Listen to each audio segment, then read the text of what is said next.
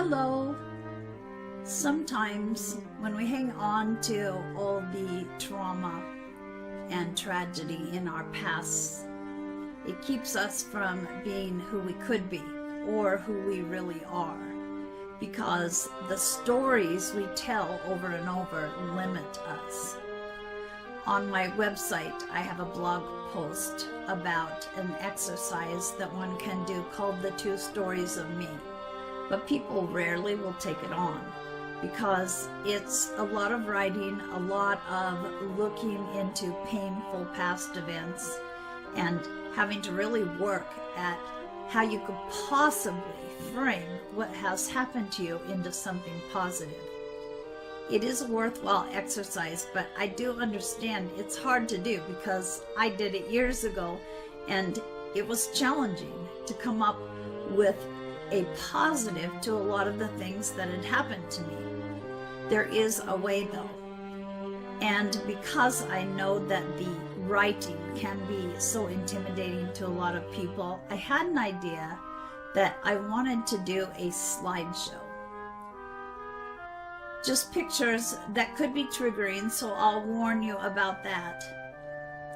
That would show certain potential scenarios from the past of some of us and how those can be rephrased or rewritten so that the stories we now tell are of empowerment and ways we have grown from what happened to us rather than limiting us, because a lot of people will use their past traumas as excuses to not go further. Yeah, but, or you don't understand what I've been through. I don't know how you could ask me to overlook that. So I'm going to share some pictures in slideshow fashion and then share some examples of how we could look at what are sometimes really awful situations and find the positives. And this is how we can rewrite our stories. It's not easy work necessarily. Now, if any of them resonate with you, adopt them as your own. Talk to the screen. If you need to finally say to someone that hurt you what you have always wanted to say but haven't had a chance to, say it. If you choose to forgive, then forgive. But if you're not ready to go there, that's okay too.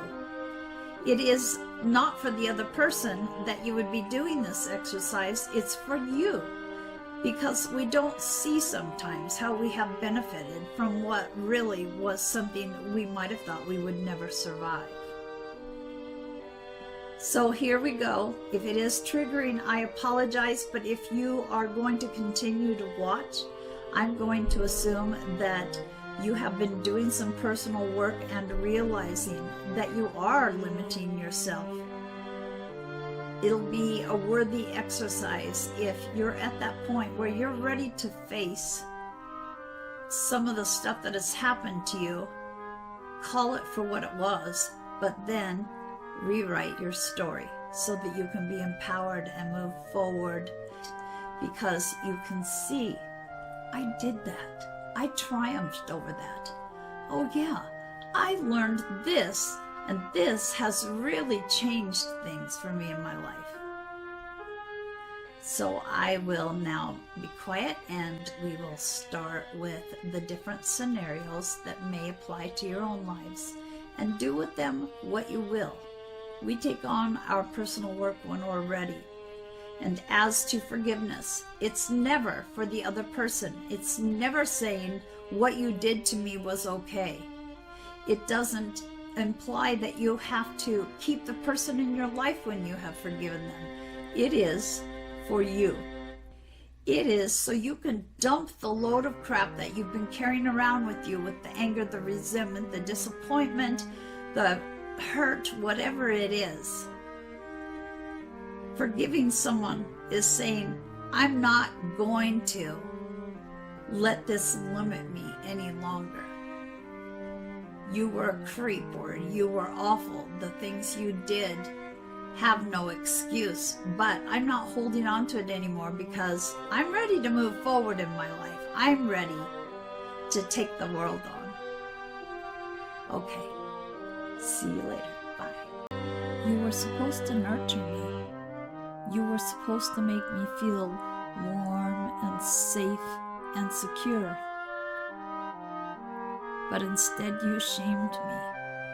You didn't allow me to be a little kid that makes mistakes and learns from them. You told me I couldn't get anything right. You told me I was embarrassing to you. You were so good at making me feel like some kind of oddity. You always had something to say about how different I was. And when I started to make friends, you told me, oh, they must be pretending, that there was really nothing about me that they could truly like. Living with you was like being an outsider looking in. You always made me feel like I didn't belong. I could have been proud about how precocious I was and how I could see things clearly. But you made me feel like I was some kind of witch because I could understand things that other kids my age couldn't. You didn't allow me to have a voice. I felt stifled. I felt shut down. I quit talking after a while because I knew you wouldn't listen. And after all this, you told me that I was someone that only a mother could love. That was supposed to be love? There was a time that all of this made me feel like I wasn't good enough. But I finally figured out you wouldn't have been on me as hard as you were unless there was something about me that made you feel insecure. Your not accepting me actually made me see just how special I was, and that I didn't have to reject myself just because you didn't have the ability to see what was unique and marvelous about me.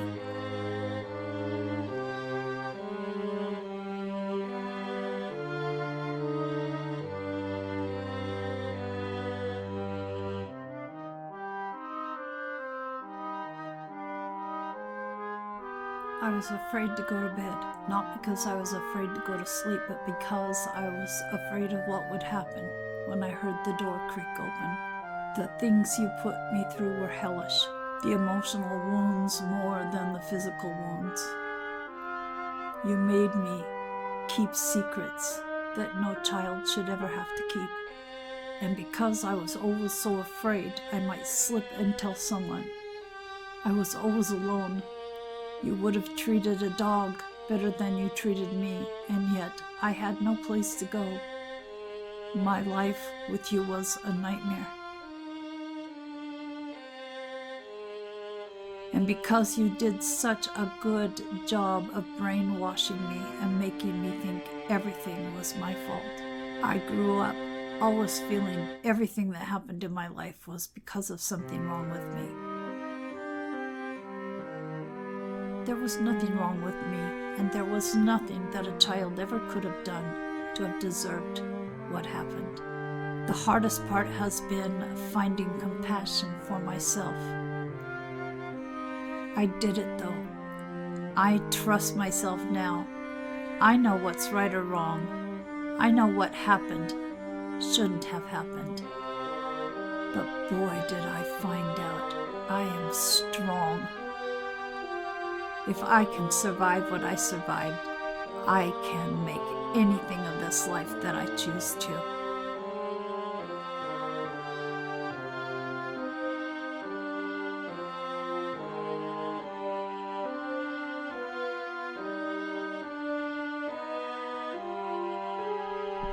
Growing up as I did, I thought abuse was just part of what had to be in my life. People would see it even and not do anything, so I figured I deserved it. I just tolerated and tolerated and tolerated. I felt absolutely trapped. When not even when there was questioning at the hospital did anyone do anything. And then one day I realized that I wasn't even living because I was in fear all the time. And I decided to stand up to you. I realized that I could fight back. And that's when I discovered my own power. And that I didn't have to take all this, that I didn't deserve it. That's when my new life began.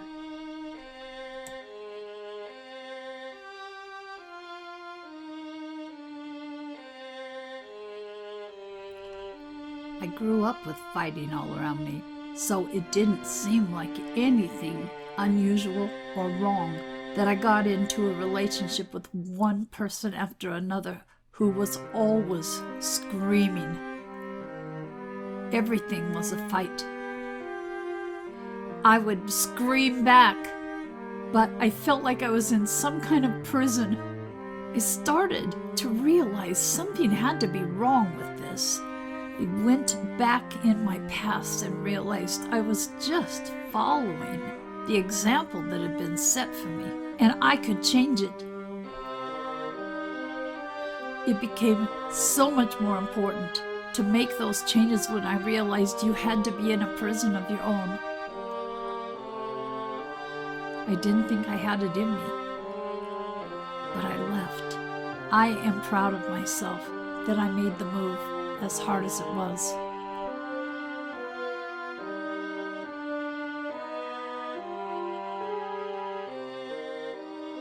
People would tell me I would never amount to anything, that I had no talent, and I believed them. People told me there was no place for someone like me, and I believed them.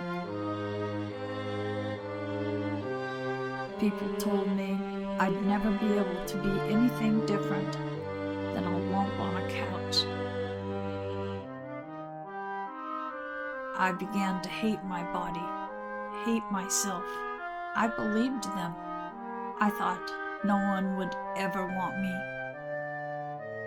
Could not see any beauty in my aging face, my aging body.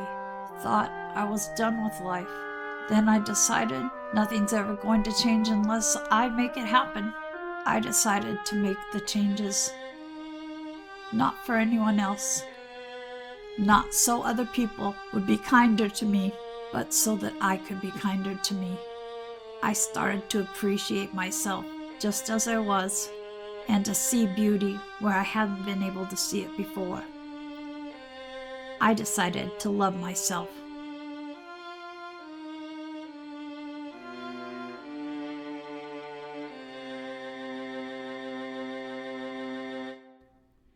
I grew up with parents who had very strong work ethics.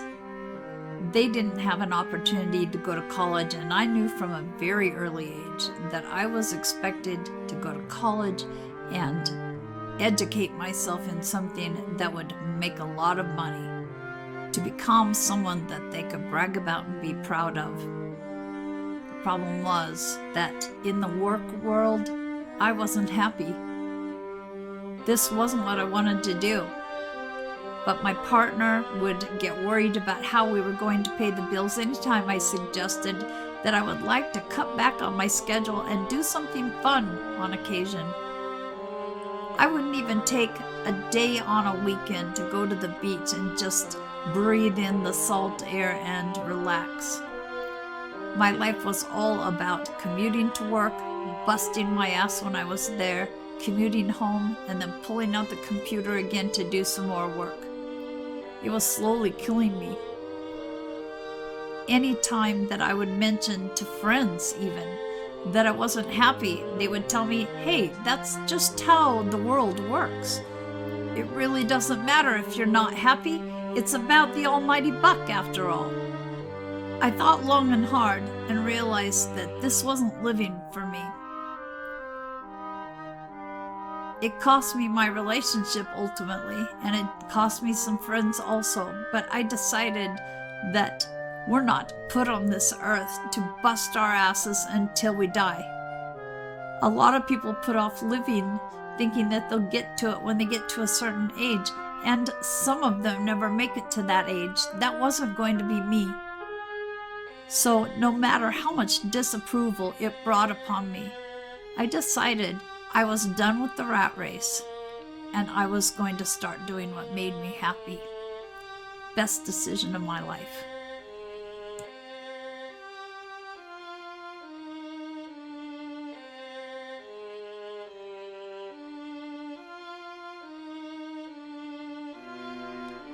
When I met you, I had given up on love, but you were so devoted, and I had no problem returning that devotion.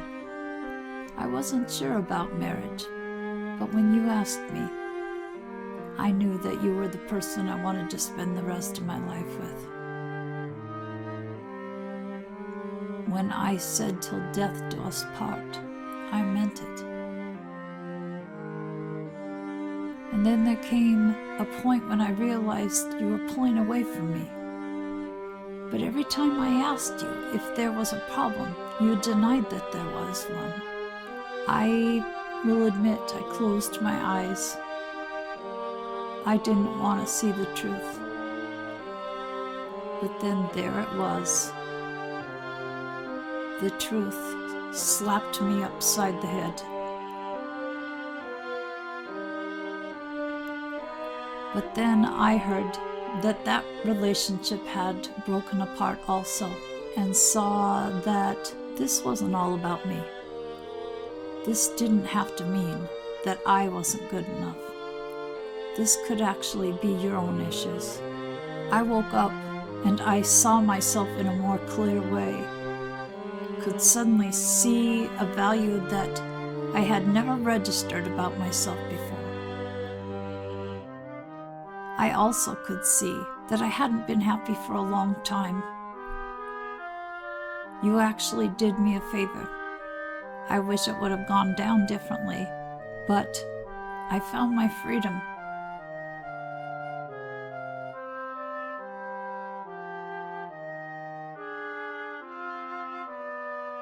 From the time I was a very small child, I knew there was something different about me. I saw the world in a different way than everybody else. And that didn't meet with approval. It was hard to make friends. I felt like I was a stranger in my own home with my own family. And I ended up being alone most of the time. I learned that it wasn't okay to be different. And so I started pretending to be like the others around me.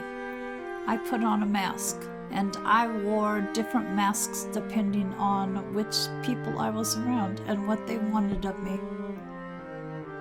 I began to feel like I was some kind of plastic person. I knew I wasn't being true to myself. But this world doesn't make it easy to be someone that stands apart. Then I started looking around at all these people that were judging me, the normal people, and I realized they didn't seem to be having much fun in life. I started to let the real me out, and of course, it was met with derision. People laughed at how quirky I was. But I decided I would rather have fun in life, being who I really am, than to fit in. I decided it's okay to stand apart.